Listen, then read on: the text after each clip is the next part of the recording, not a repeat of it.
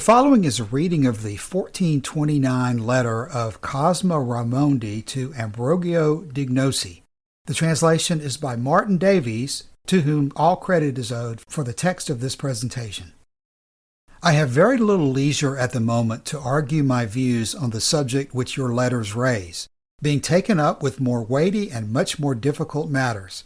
I do not mind saying that I am very much occupied with my studies in astronomy.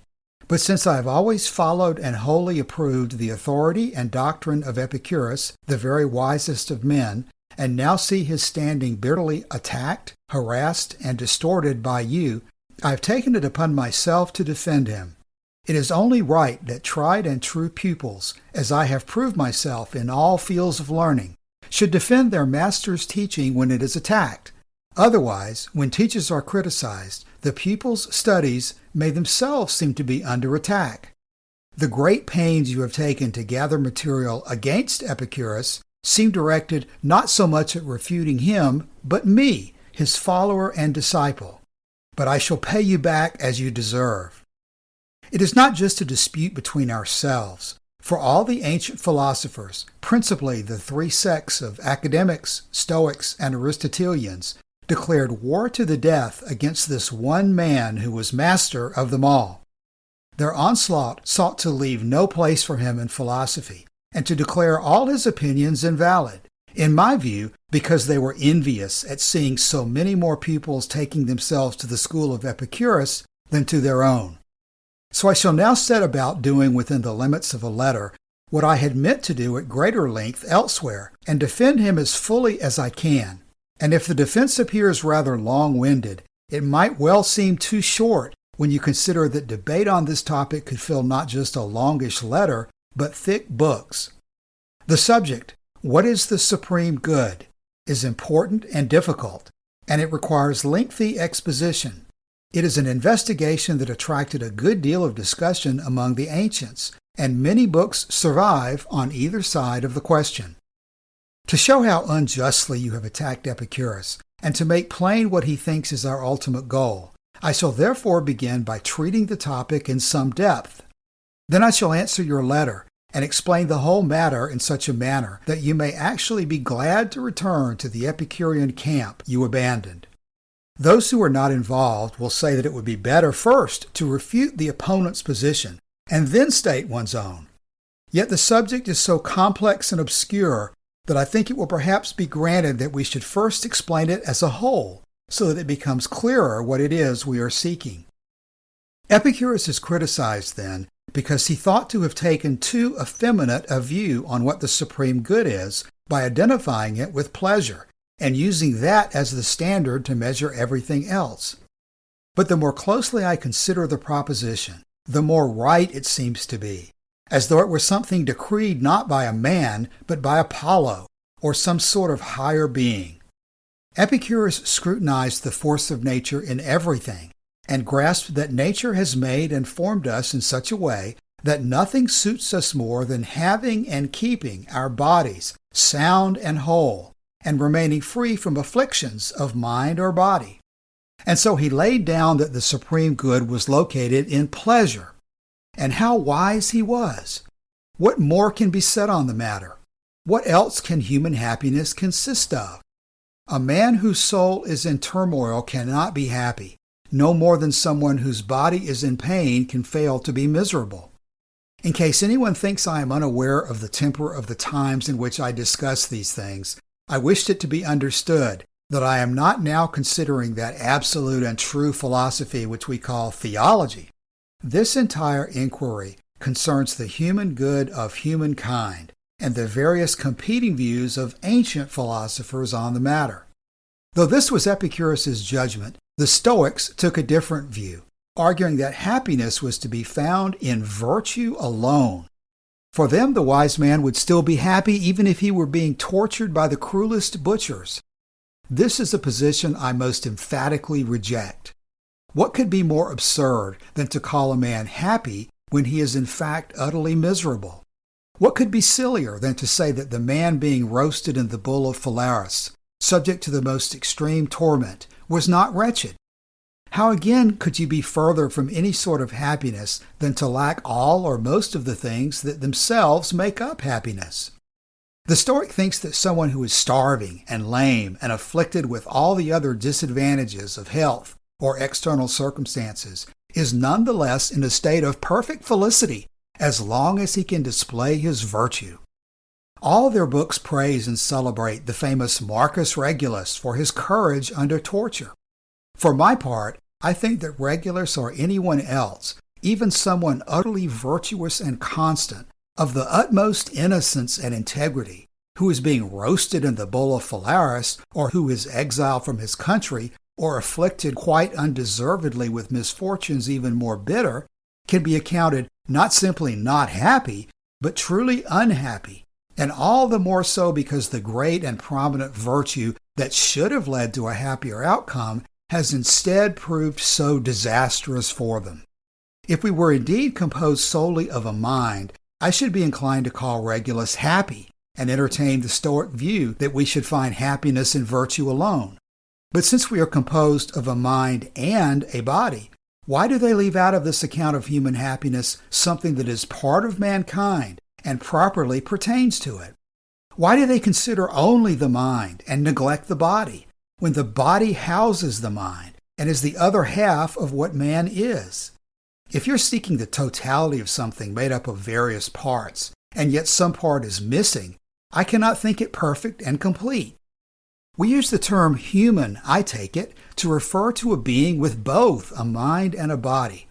And in the same way that the body is not to be thought healthy when some part of it is sick, so man himself cannot be thought happy if he is suffering in some part of himself.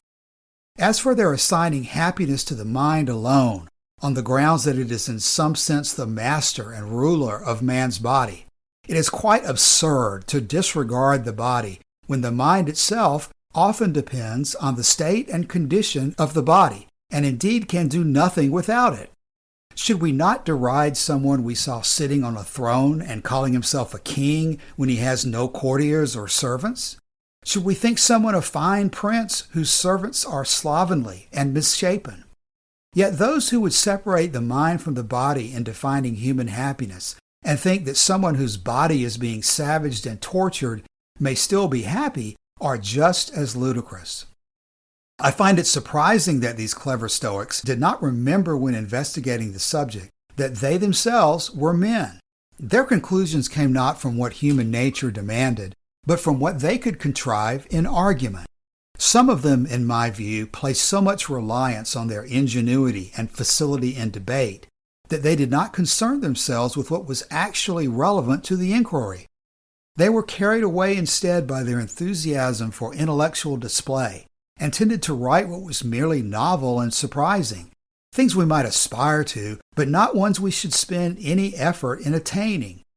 Then there were some rather cantankerous individuals who thought that we should only aim for what they themselves could imitate or lay claim to.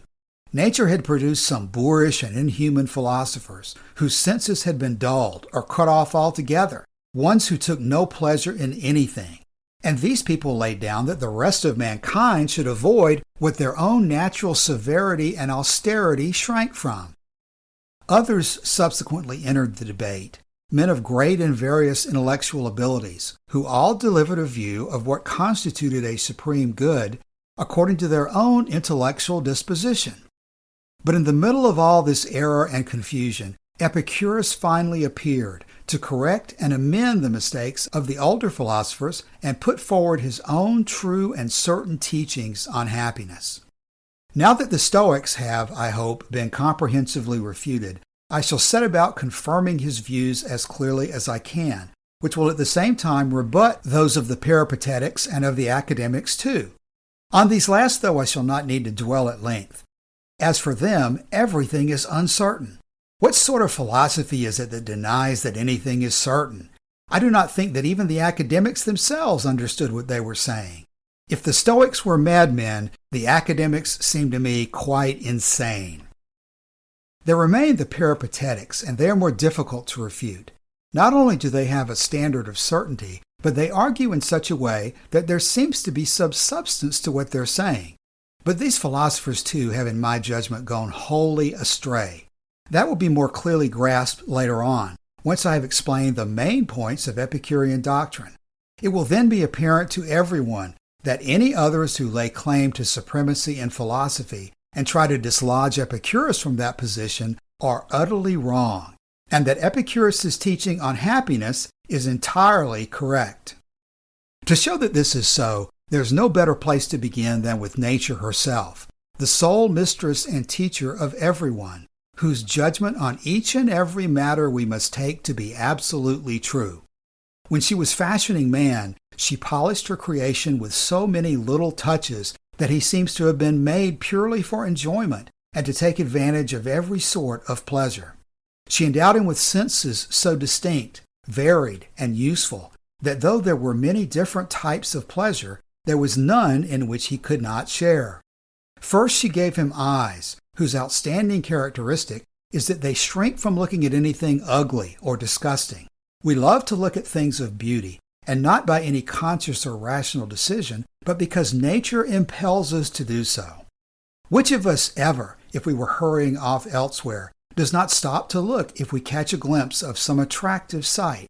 This effect is so marked that I think man would have been a poor thing indeed if nature had taken away from him the ability to gaze on all the many lovely and beautiful objects she had created.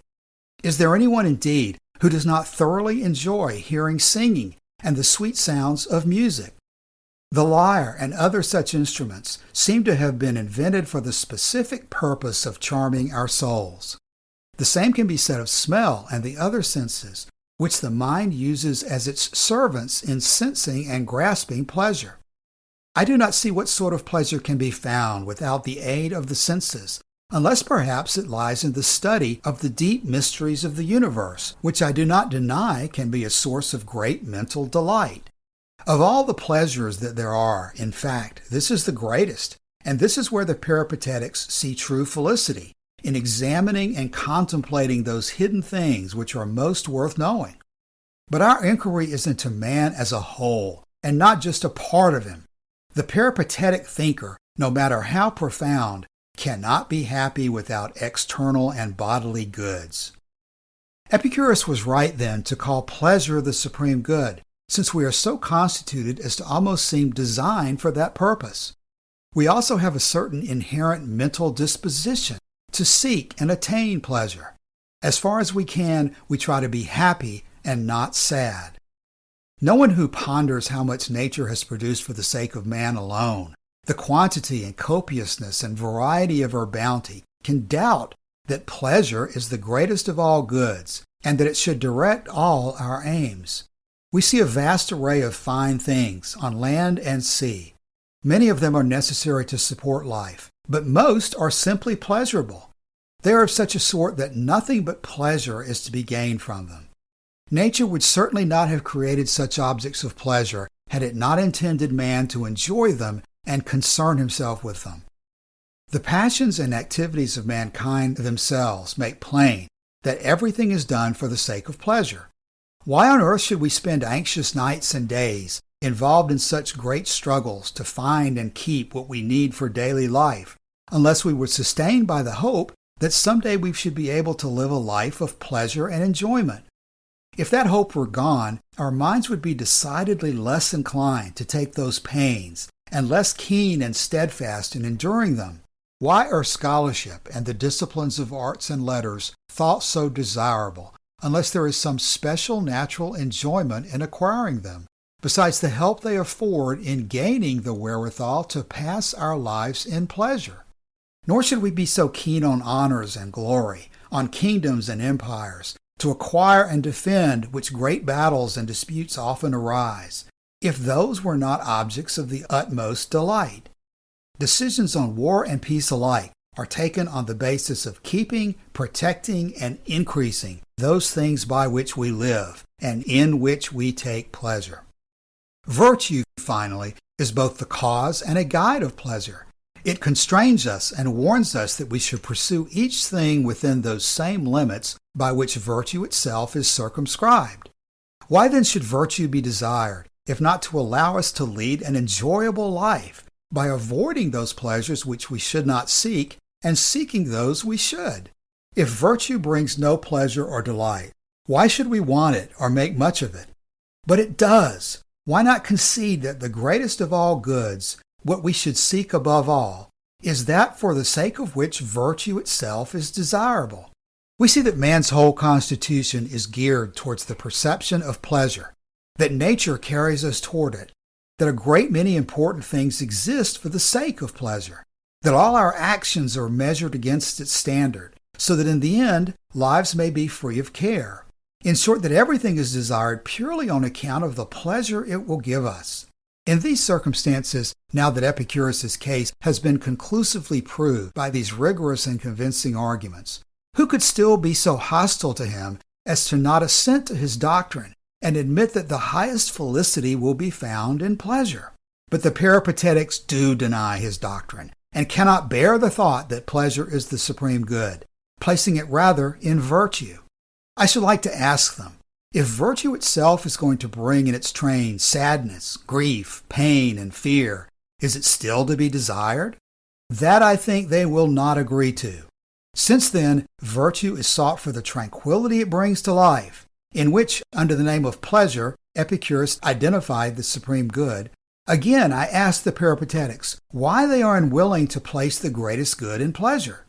If perhaps some think that by this Epicurus meant that we should spend our days wallowing in feasting and drinking, in gambling, games, and the pleasures of sex, such a wastrel Epicurus would hardly deserve our praise.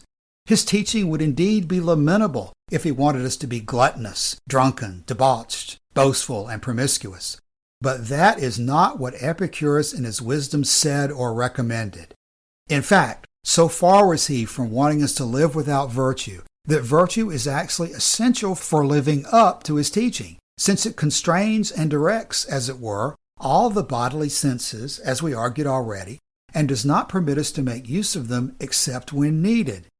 Epicurus does not slide into pleasure in the manner of animals, without the exercise of judgment, and when necessity does not require it, but rather enjoys it with restraint when it is right to do so.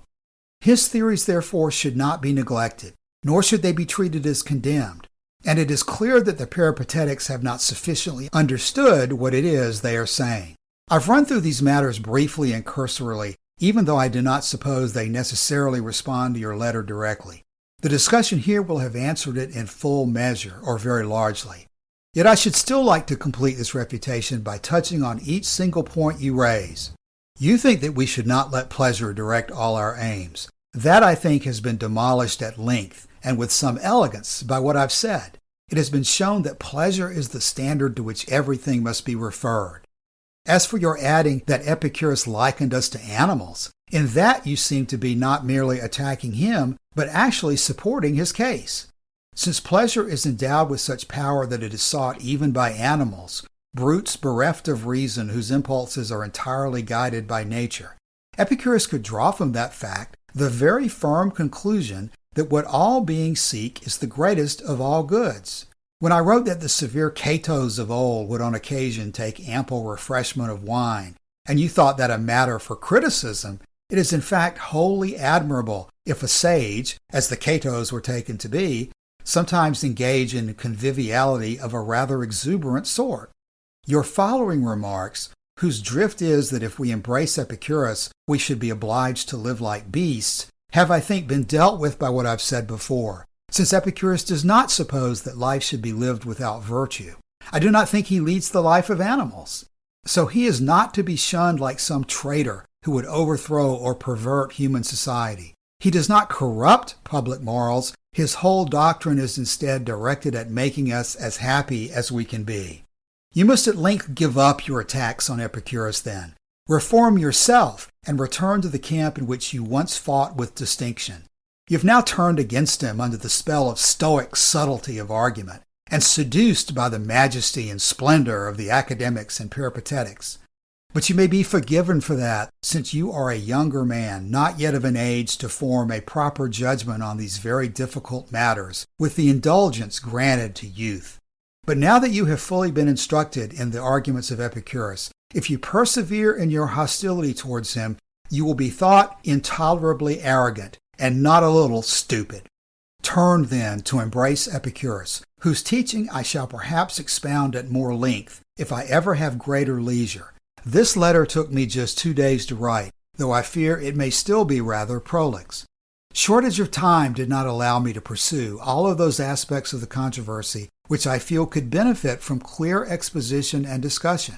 I've had to leave many important points untouched, which someone who wanted to take an opposing view could seize upon to rebut my arguments, either from disinterested love of truth or as an intellectual exercise. And that is not something which I should find unwelcome. I encourage anyone who wants to contribute to the debate to enter the fray. You have had a pretty long letter which sets out the whole truth of Epicurus. You must either find it convincing or refute it by contrary arguments, so that if you come up with something better, I in turn may be persuaded by that. Farewell.